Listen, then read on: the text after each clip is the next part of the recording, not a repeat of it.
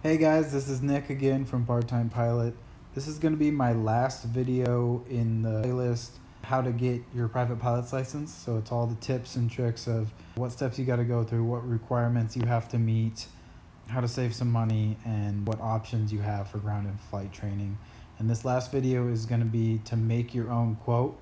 So when a flight school gives you a quote, they're going to base it off the FAA minimums, and they're trying to get your business. So they're doing it in their interest, and it's good to do your own research and make your own quote. That way you can make an informed decision. So I just want to mention real quick before we get started that very soon I'm going to be launching my FAA private pilot written test prep course. So I got my ground instructor's license, and now I can give out endorsements, and I've been creating a big online course.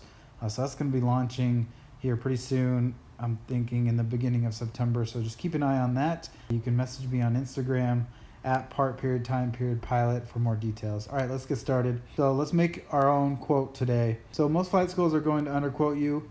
They're going to tell you how much flight training will cost based off FAA minimum hour requirements.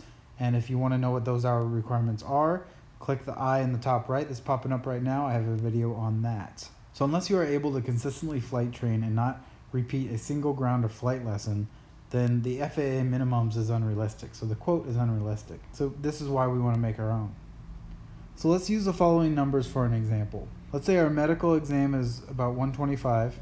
Our ground school, you can choose in-person, which is around 600, or you can do an online ground school, which is about 250. By the way, mine's going to be start out at $99.99, so much cheaper than most of the others. Your written test is going to cost about $100 depending on where you get it. These are all kind of averages. And then you want to get equipment like an iPad, flight bag, knee board, flashlight, calculating tools, supporting study tools, stuff like that. Let's say that's anywhere from $600 to $1,000 depending on how expensive you want to go. Then you have the aircraft rental, which is about $150 an hour. This seems to be the average rate around the country. Of course, you can find some lower, find some higher. Just be wary that the aircraft rental rate, and I did a video on this a couple weeks ago, and that's popping up in the top right. You can click on that. If the aircraft rental rate is low, that might not necessarily mean a good thing. It might just mean that the flight school has a lot of students and the aircraft is always booked up. That's why they can give such a low rate. Anyways, aircraft rental rate, we'll say that's $150. Instructor rental rate, we'll say it's $50 an hour. Again, it could be higher, it could be lower. And the practical test, again, an average, let's say that's $350. All right? So first, let's add up the non-recurring costs. So this is just the one-time cost, so not the per hours, right? The rates. So this is medical exam, ground school, written test, equipment, and the practical test. So if we add that up, a couple of them we have, a few options. So that's going to go anywhere from $1,425 to $2,175. So next we need to determine the number of hours we expect to fly. So if we're not flying the FAA minimum amount, what are we going to fly? This depends, of course, on you as a student and how often you fly. So the FAA minimums will say 35 hours for aircraft rental and 20 hours of dual flight time with an instructor. A lot of flight schools are going to base their quotes based off this. They're not even going to include ground time with your instructor. I've actually seen a flight school that did that, so they may not even do that. Most of them should, but if they don't, they're being real sketchy because you're going to have ground time with your instructor.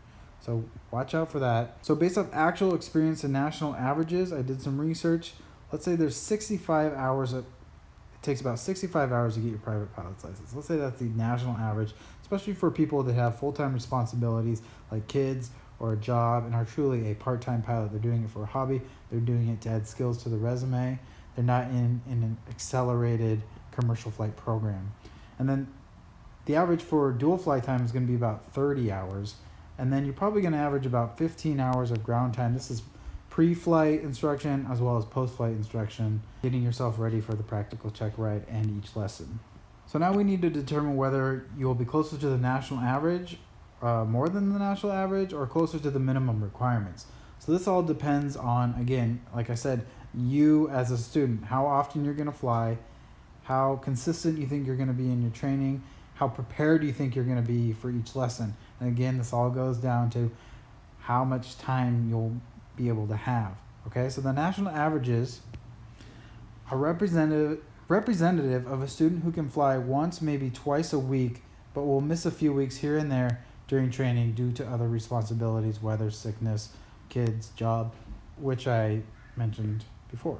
And then the minimum is representative of a student who can fly twice a week consistently. So every single week, you're flying at least twice a week, with no missed weeks until the hour requirements are met.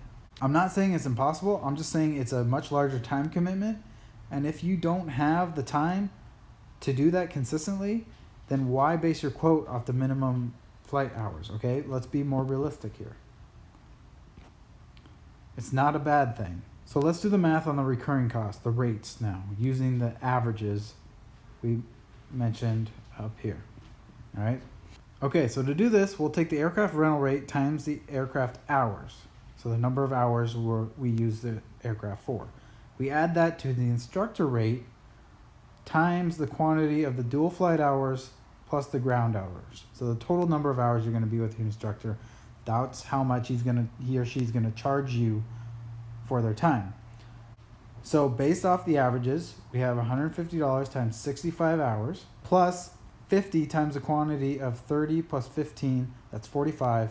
So 50 times 45, we get $12,000.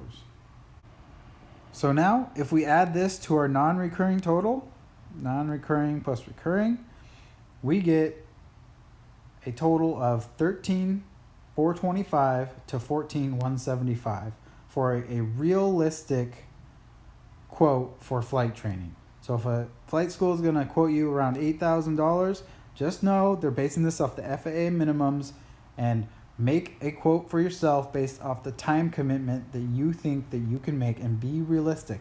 Put some conservativeness into your quote. That'll make you expect to pay a little bit more, which down the road you won't be surprised by the higher costs, and it'll make you a lot less stressed. It'll make your flight training experience a lot better. All right, thanks for listening. As always, follow me on Instagram and click subscribe if you haven't already. I'm going to be doing a lot more flight training videos, getting into stuff like airspaces and fundamentals of aerodynamics, stuff like that. So subscribe so you can get those notifications.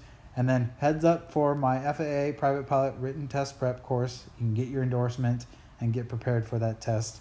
So heads up for that. Thanks, guys.